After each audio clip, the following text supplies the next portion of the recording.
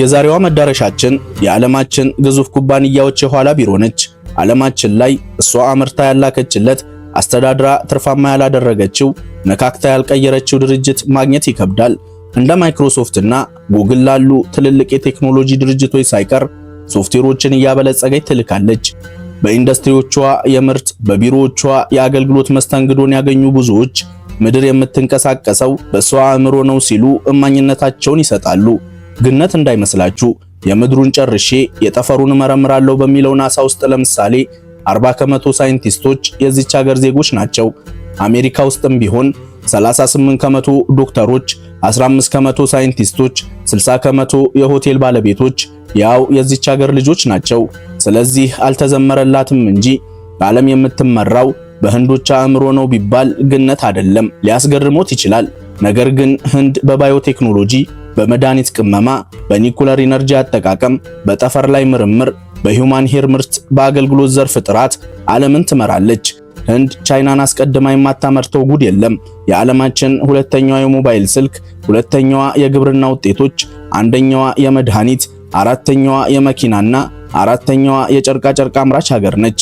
ህንድ ብቻዋን 60% የመድኃኒት፣ 88% የሂውማን ሄር፣ 30% የሳምሰንግ፣ 20% የአይፎን ስልኮችን እያመረተች ለዓለም ገበያ ታቀርባለች። በአጠቃላይ ህንድ የዓለማችን 5ኛዋ ግዙፍ አምራች ሀገር ነች። ዛሬ እቺን ድንቅ ሀገር እንጎበኛታለን። መገኛዋ ደቡብ እስያ ውስጥ ነው። በቆዳ ስፋት ከዓለማችን 7ኛዋ፣ በህዝብ ብዛት አንደኛዋ፣ በኢኮኖሚም ቢሆን 4.2 ትሪሊዮን ዶላር ጂዲፒን በመያዝ አሜሪካ፣ ቻይናና ጀርመንን ተከትላ በአራተኝነት ደረጃ ላይ ትቀመጣለች። 9 ጎረቤቶች አሏት። 3.2 ሚሊዮን ስኩዌር ኪሎ ሜትር ስፋቷ ነው። ከ1.4 ቢሊዮን በላይ ዜጎቿ በ29 ግዛቶቿ ውስጥ ይኖራሉ። የዓለም የህዝብ ቁጥር 8 ቢሊዮን መሆኑን ልብ ይለዋል። የህንድን ዜጎች ቁጥር በሬሾ ብናሰላው ከ6 ሰው አንዱ ህንዳዊ ነው ይለናል። ህንድ የባህል ማዕከል፣ የብዝሃነት መገለጫ፣ የመቻቻል ምልክት በመሆኗ ትታወቃለች። 2000 ብሔረሰቦችና ከ1000 በላይ ቋንቋዎች ይነገሩባታል።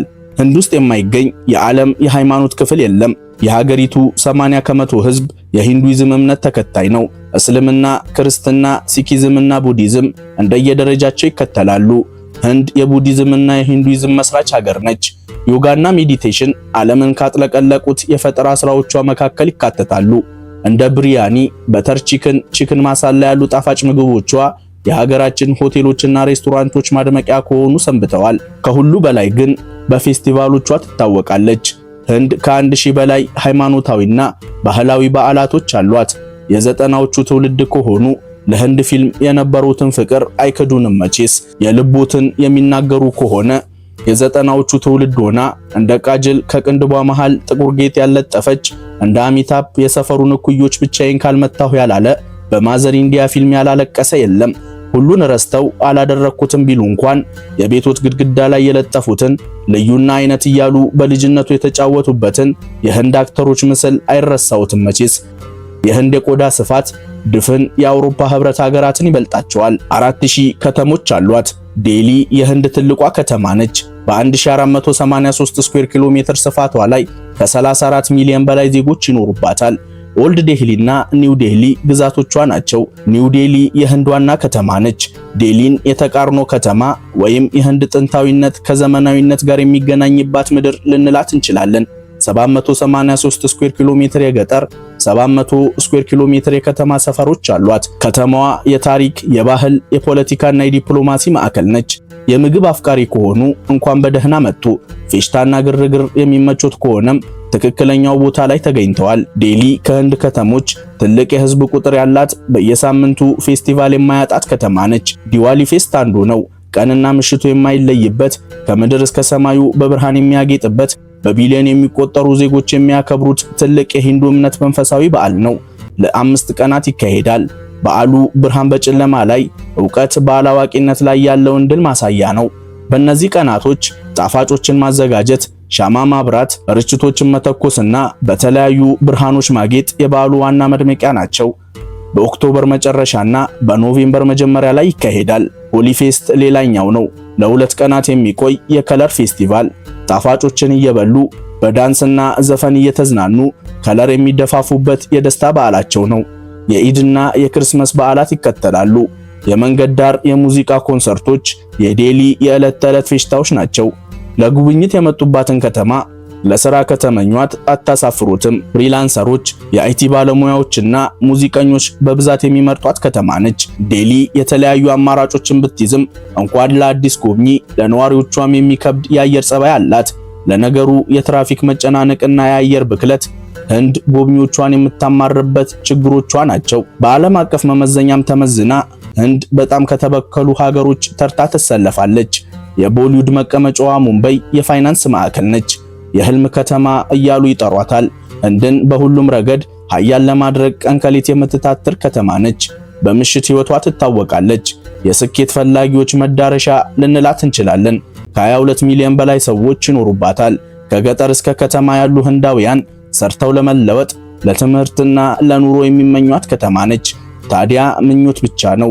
ምክንያቱም ከተማዋ ኑሮ ውድና አስቸጋሪ የሆነባት ከተማ ነች።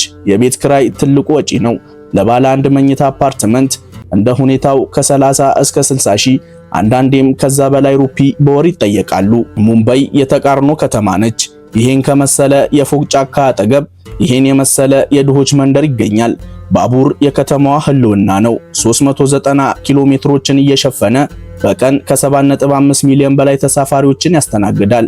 ማርፈድ የማይወቀስበት ተግባሩ ሲሆን በምሳ ሰዓት፣ በስራ መውጫ አሊያም ወደ ስራ መግቢያ ወቅቶች ላይ የባቡሩ ሁኔታ ይህንን ይመስላል። ፌርማታው ላይ ሲቆም ወደ ባቡር የሚገባውና ከባቡር የሚወጣው ሰው ብዙ ስለሚሆን እየተንቀሳቀሰ ዘሎ መውረድ አሊያም ፊልሞቻቸው ላይ እንዳየነው እየተሯሯጡ መንጠላጠል የህልውና ጉዳይ ይሆናል ማለት ነው።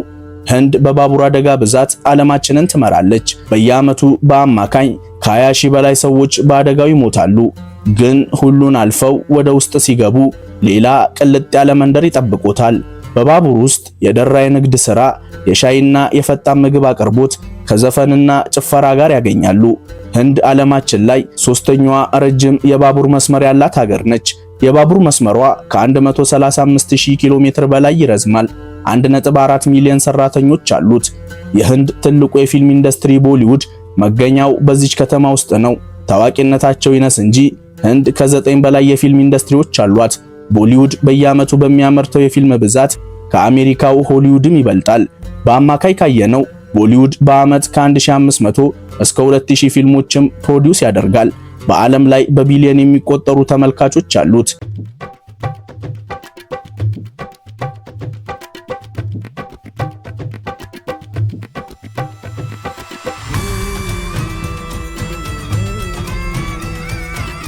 ዘፈን የህንድ ፊልሞች ማድመቂያ ነው። አንድ የህንድ ፊልም ከ6 እስከ 10 ዘፈኖች ይኖሩታል። በ1932 የወጣው ይህ ፊልም ለምሳሌ 70 ዘፈኖች ተካተውበታል። ቦሊውድ በየዓመቱ ከ20 እስከ 25000 ዘፈኖችን ይለቃል። የህንድ ፊልሞች በአፍሪካ፣ እስያ፣ ላቲን አሜሪካና በመካከለኛው ምስራቅ ሀገራት በስፋት ይታያሉ። ቦሊውድ በ20ኛው ክፍለ ዘመን መጀመሪያ ላይ እንደጀመረ ይነገራል። እንደ አውሮፓውያን አቆጣጠር በ1913 የመጀመሪያ ፊልሙን ሲለቅ በ1970ዎቹ የህንድ ፊልሞች ኢትዮጵያን ጨምሮ ዝናቸው በዓለም ናኘ። ሻሩክ ካን የቦሊውድ ንጉስ ነው።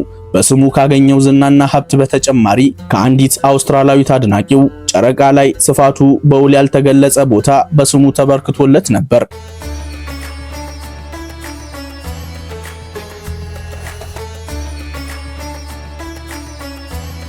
ቤንጋሉሩ የቴክኖሎጂ ከተማ ነች። በሳይንስ በኤሮስፔስ እና በቴክ ኢንዱስትሪዎቿ ትታወቃለች። ወደዚች ከተማ ካቀኑ አስደናቂ የአየር ጸባያን እያጣጣሙ በአረንጓዴ ስፍራዎቿ ወክ ማድረግ፣ ዝነኛ በሆኑት ካፌና ክለቦቿ መዝናናትን እንዳይዘነጉ። የጥበብ፣ የሥነ ጽሑፍ፣ የግጥምና የፖለቲካ አድናቂ ከሆኑ ኮልካታ የእርሶ ከተማ ነች። ከተማዋ የጸሐፊዎች፣ የባለቅኔዎችና የአርቲስቶች ማዕከል ነች። ዲሞክራሲ ሲባል ቃሉ የግሪክ ፈጻሚዋም አሜሪካ እንደሆነች ነው የነገሩን። ነገር ግን ህንድ የዓለማችን ትልቋ ዲሞክራሲያዊ ሀገር ነች። እንደ አውሮፓውያን አቆጣጠር በ1947 ከእንግሊዝ ቅኝ ግዛት ነፃነቷን ካገኘችበት ዕለት ጀምሮ ላለፉት 78 ዓመታት መንግስት ምትሾመው ምትሽረውም ነፃ በሆነ ዲሞክራሲያዊ ምርጫ ነው። ህንድ ከ900 ሚሊዮን በላይ ብቁ መራጮች አሏት። በዓለም ሀገራት ታሪክ ይህን ያህል ቁጥር ያለው መራጭ ታይቶ አይታወቅም። ህንድ የ2000 ብሔሮች መገኛ፣ የ29 ግዛቶች አስተዳዳሪ፣ የ4000 ከተሞች ባለቤትና የብዙ ሃይማኖቶች ሀገር መሆኗን ነግረኖታል። እቺ ሀገር በሺዎች የሚቆጠሩ የፖለቲካ ፓርቲዎች አሏት። ከ18 ዓመት በላይ የሆነው ሁሉም ዜጋ በፓርላማ ውስጥ ይወክለኛል ያለውን አካል ይመርጣል። የተመረጠው አካል ደግሞ ፓርላማው በሚያካሂደው የጠቅላይ ሚኒስተር ምርጫ ላይ ህዝቤን ይጠቅማል፣ ሀገሬን ያሻግራል ላለው ፓርቲ ድምጽ ይሰጣል። በዚህም ምርጫውን ያሸነፈው ፓርቲ ለቀጣይ 5 ዓመታት ከፓርላማው አባላት ጋር እየተማከረ ህንድን ያስተዳድራል ማለት ነው። ከ5 ዓመታት በኋላም በተመሳሳይ መንገድ ምርጫው ይካሄዳል። እንዲህ እያለ ህንድ በየ5 ዓመቱ መሪዋን ትመርጣለች። ይሁንና የምርጫ መጭበርበር፣ የፖለቲካ ሴራን ጨምሮ የህንድ ዲሞክራሲ ብዙ ተግዳሮቶች አሉበት። ክሪኬት የህንድ ተወዳጅ ስፖርት ነው። በ1970ዎቹ በቅኝ ገዢያቸው እንግሊዝ አማካኝነት ስፖርቱ ከህንድ ጋር ተዋወቀ። በወቅቱ ክሪኬትን የሚጫወቱት የእንግሊዝ ልሂቃንና ባለሀብቶች ነበሩ። ስፖርቱ ተወዳጅነት ማግኘት ሲጀምር የህንድ ፖለቲከኞችም ይዝናኑበት ጀመር። ይህ ደግሞ በእንግሊዝና በህንዶች መካከል ጥሩ ግንኙነት እንዲኖራቸው አደረገ። ዛሬ ላይ ክሪኬት ህንድ ውስጥ ስፖርት ብቻ ሳይሆን ባህልም መዝናኛም ሆኗል። ሳቺን ቴንዱልከር፣ ኤምኤስ ዶኒና ቪራት ኮሊ ዓለማችን ላይ ዝነኛ የህንድ ክሪኬት ተጫዋቾች ናቸው።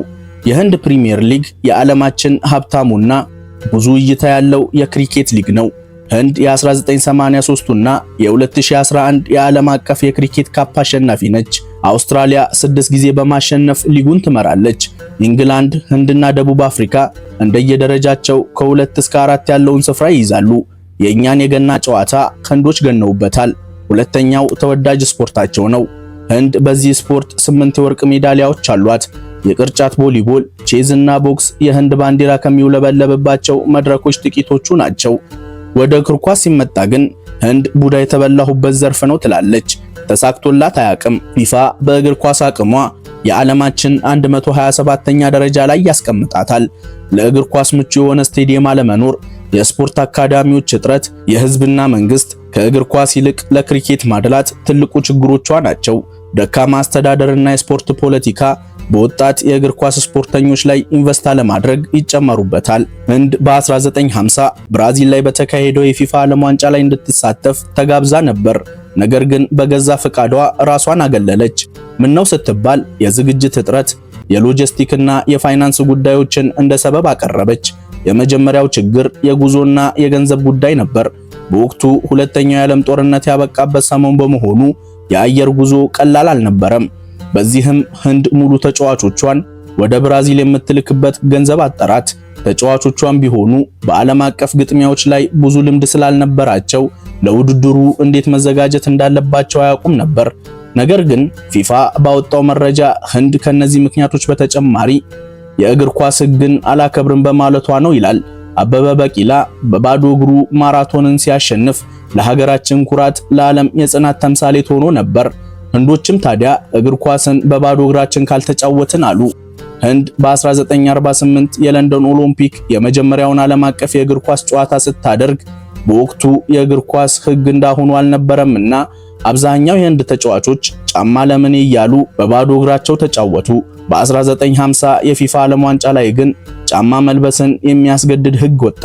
ቀድሞውንም የኳስ ጉዳይ ያልጣማቸው ህንዶች ጫማ ልበሱ ሲባሉ ምን በወጣን አሉ። ከቅርብ ጊዜያት ወዲህ ግን ህንድ በእግር ኳስ ጥሩ መነቃቃትን እያሳየች ትገኛለች። በፈጣን ኢኮኖሚ እድገት ህንድ ቻይናንም አሜሪካንም ቀድማ ዓለምን ትመራለች። የህንድ ኢኮኖሚ በየዓመቱ ከ6 እስከ 8 ከመቶ ይጨምራል። የቻይና ከ4 እስከ 5 ከመቶ፣ የአሜሪካን ቢሆን ከ2 እስከ 3 ከመቶ መሆኑን ልብ ይለዋል። በ2024 ለምሳሌ ህንድ ለዓለም ኢኮኖሚ እድገት 16 ከመቶ አስተዋጽኦ አድርጋለች። አገልግሎት፣ ኢንዱስትሪና ግብርና የህንድ ኢኮኖሚ ምሰሶዎች ናቸው። ህንድ ዓለማችን ላይ ትልቋ አገልግሎት ሰጪ ሀገር ነች። የአይቲ አገልግሎት ቀዳሚውን ስፍራ ይይዛል። ህንድን በኢንፎርሜሽን ቴክኖሎጂ የሚስተካከላት የለም። እንደ ኢንፎሲስ፣ ቲሲኤስ፣ ዊፕሮና ኢቤክስ ያሉ ኩባንያዎቿ በዓለም ዙሪያ በአገልግሎት ጥራታቸው ይታወቃሉ። ሶፍትዌር ዲቨሎፕመንት፣ ሳይበር ሴኩሪቲ፣ አርቲፊሻል ኢንተለጀንስ እና ዳታ አናሊሲስ ዝናን ያተረፈችበት ሙያዋ ነው። የፋይናንስ አገልግሎት ይከተላል። ባጭሩ ህንድ ሂሳቡን ሰርታ ያላወራረደችለት፣ አማክራ ያልቀየረችው፣ ትርፉን ከኪሳራው ያለየችለት ዓለም አቀፍ ድርጅት የለም ነው የሚባለው። በሕክምና አገልግሎት ጥራት ዓለም ይመሰክርላታል። ህንድ በአማካኝ 2 ሚሊዮን ታካሚዎችን በየዓመቱ ትቀበላለች። በመድኃኒት አቅርቦትም ቢሆን ህንድ የዓለም ፋርማሲ የሚል ቅጽል ስም አላት። በጠፈር ላይ ምርምር ዓለምን ትመራለች። ኦንላይን ኮርሶችን እያዘጋጀች ተማሪዎች ኤክስፖርት ታደርጋለች። በአጠቃላይ የአገልግሎት ዘርፉ የህንድን ኢኮኖሚ 50 ከመቶ ይሸፍናል። የኢንዱስትሪው ዘርፍ ሌላኛው ነው። ህንድ ዓለማችን ላይ ከ5 አምራች ሀገሮች አንዷ ነች። ቻይና የዓለማችን ትልቋ የኤሌክትሮኒክስ እና የሞባይል አምራች ሀገር ነች። ህንድ በሁለተኝነት ትከተላለች። በብረታ ብረት ምርትም ቢሆን ቻይና ስትመራ ህንድ ሁለተኛዋ ነች። በጨርቃ ጨርቅ፣ በኬሚካል እና በመኪና ምርት ከ1 እስከ 5 ውስጥ አለች። በጦር መሳሪያም ህንድ ሚሳኤል፣ ተዋጊ ጀቶች፣ ድሮኖች፣ ሳተላይት እና ሮኬቶችን እያመረተች ለራሷም ለዓለም ገበያም ታቀርባለች። በኢንዱስትሪው ዘርፍ የኢኮኖሚዋን 25 ከመቶ ትሸፍናለች። የመጨረሻው ግብርና ነው። የህንድ 40 ከመቶ ህዝብ ገበሬ ነው። ሩዝ፣ ስንዴ፣ ቅመማ ቅመም፣ ጥራጥሬና ጥጥ የምትታወቅባቸው የግብርና ውጤቶች ናቸው። ህንድ ብቻዋን የዓለምን 75 ከመቶ ቅመማ ቅመም፣ 27 ከመቶ ሩዝ፣ 25 ከመቶ ጥራጥሬ፣ 25 ከመቶ ጥጥና 25 ከመቶ የወተት ምርቶችን በማምረት ቀዳሚውን ስፍራ ትይዛለች። በስኳርና በሸንኮራ ምርትም ቢሆን ከዓለም በሁለተኝነት ደረጃ ላይ ትቀመጣለች። የግብርናው ዘርፍ ሲጨመር የህንድ ኢኮኖሚ 100 ከመቶ ሆነ ማለት ነው። ባጭሩ ህንድ ሁሉንም ነገር ታመርታለች። ከሶፍትዌር እስከ ቅመማ ቅመም፣ ከጨርቃ ጨርቅ እስከ ቴክኖሎጂ ውጤቶች እያመረተች በባለቤትነት ለምናቃቸው ድርጅቶች ትልካለች። የሰለጠነ እንግሊዘኛ ተናጋሪ የሰው ኃይል ስላላት ህንድን በኢንዱስትሪውና በአገልግሎት ዘርፍ ተመራጭ ያደርጋታል። ህንድ የዓለማችንን 88 ከመቶ የሂውማን ሄር ምርት እንደምትሸፍን ነግረኑታል። የህንድ ሂውማን ሄር ኢንዱስትሪ ጅማሮ ከመንፈሳዊነት ጋር የተገናኘ ነው። ባህሉ የጀመረው ከብዙ መቶ ዓመታት በፊት ነበር። በተለይም በደቡብ ህንድ ውስጥ ባሉ የሂንዱ እምነት ተከታይ ምዕመናን ዘንድ ጸጉር መላጨትን እንደ አምልኮ መስዋዕትነት ይቆጥሩታል። በሂንዱ እምነት መሰረት ቢያንስ በህይወት ዘመን አንዴ ጸጉር መላጨት በረከት ማግኛ፣ ወንጀልን ማራገፊያ፣ የህይወት ስኬት መጀመሪያ ተደርጎ ይወሰዳል። ይህ አሰራር ዛሬም ድረስ ቀጥሏል። በየዓመቱ በሚሊዮኖች የሚቆጠሩ ሰዎች በሃይማኖታዊ ስነ ስርዓቶች ላይ ጸጉራቸውን ይላጫሉ። በተለይ ቲሩፓቲ በተሰኘው የሂንዱ ትልቁ ቤተ መቅደስ ውስጥ ተግባሩ በሰፊው ይካሄዳል። አንድ ጥያቄ አለን። ታዲያ ይህ ሁላ ጸጉር ምን ሚሆን ይመስላችኋል? ድሮ ጸጉሩ ተቃጥሎ እንዲወገድ ይደረግ ነበር። በ1990ዎቹ መጀመሪያ ላይ ግን የሜካፕ ኢንዱስትሪ አብዮት ከፍ እያለ በመምጣቱ የቤተ መቅደሱ ባለስልጣናት ይህንን ጸጉር ከማቃጠል ይልቅ ረጃጅምና የሚያምረው እየተመረጠ ለላኪዎችና ለንግድ ድርጅቶች በጨረታ መሸጥ ጀመሩ። የሚገኘው ገቢ ለትምህርት፣ ለጤናና ለድሆች የምግብ ፕሮግራም ይውላል። ይህንን ተከትሎ በህንድ ውስጥ ያሉ ሌሎች ቤተ መቅደሶች ብዙም ሳይቆዩ ይህንን ሞዴል ተከተሉ። የቤተ መቅደስ ጸጉር ተፈጥሯዊ፣ ጠንካራና ጥራት ያለው በመሆኑ በአውሮፓ፣ አፍሪካ፣ ቻይናና አሜሪካ ተፈላጊነቱ እየጨመረ መጣ። ህንድ ከዚህ ጊዜ ጀምሮ ዋነኛ የሂውማን ሄር አቅራቢ ሀገር ሆነች። ብዙም ሳይቆይ በአቅርቦት ብዛትና በምርት ጥራት ምክንያት ህንድ የዓለምን የሂውማን ሄር ኢንዱስትሪ የምትመራ ሀገር መሆን ቻለች። ዛሬም ይህ ግዙፍ ቤተ መቅደስ ብዙ ቶን ጸጉርን እያዘጋጀ ለዓለም ገበያ ያቀርባል። ከዚህ የሚያገኘውን በሚሊዮን የሚቆጠሩ ዶላሮች ለእርዳታ፣ ለመሰረተ ልማትና ለተለያዩ ጉዳዮች ያውለዋል። ከቅርብ ጊዜያት ወዲህ ግን ብዛት ያለው ጸጉር በህገ ወጥ መንገድ ከሀገር እየወጣ ይገኛል። ዜጎችም ቢሆኑ በነፃ ከመላጨት ይልቅ ጸጉራቸውን መሸጥ ጀምረዋል።